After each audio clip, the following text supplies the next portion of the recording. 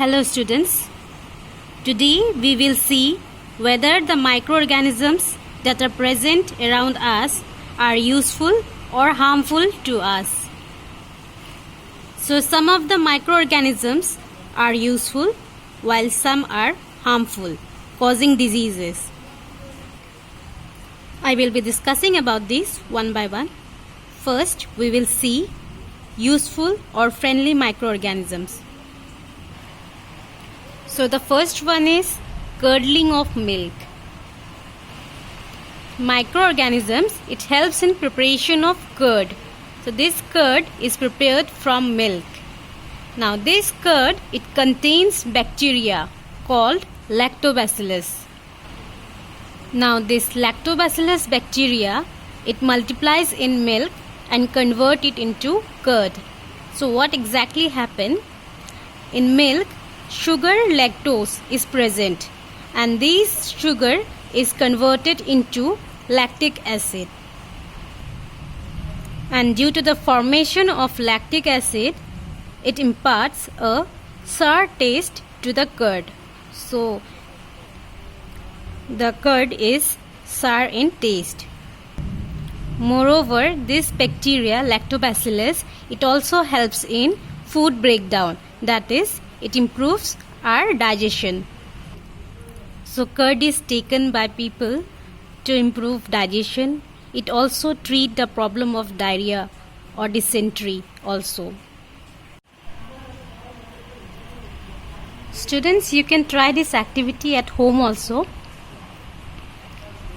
Take small amount of curd and add it to milk. The milk should be at normal temperature, not too hot and not too cold, and keep it like that overnight. Next day you will observe the milk has been converted to curd. Now the next one, bacteria, it also involved in making of cheese and pickles. Next we have bacteria and yeast. They are helpful for fermentation of rice, idlis and dosa batters. Here we all know that for preparing idli or dosa, rice and urad dal is needed. So this their bacteria, lactic acid bacteria, it is naturally present in urad dal. This lactic acid bacteria, it will ferment the idli or dosa batter. Now how does this fermentation happens?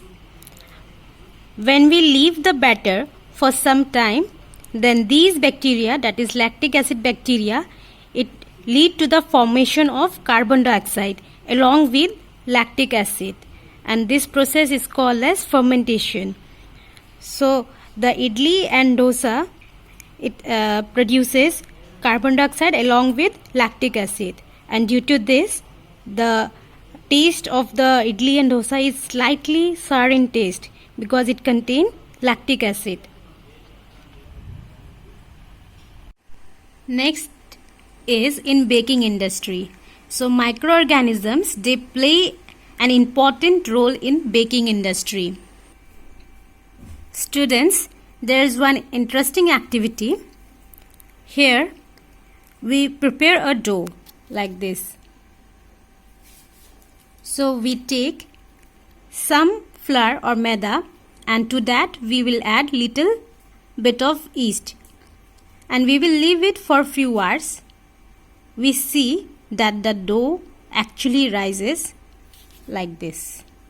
So you can see here, this dough rises like this. So how does it happens? Let's see. This rising occurs due to yeast. So yeast, it acts as a rising agent, and this yeast is an example of fungi. So yeast, it reproduces rapidly and produces carbon dioxide during respiration.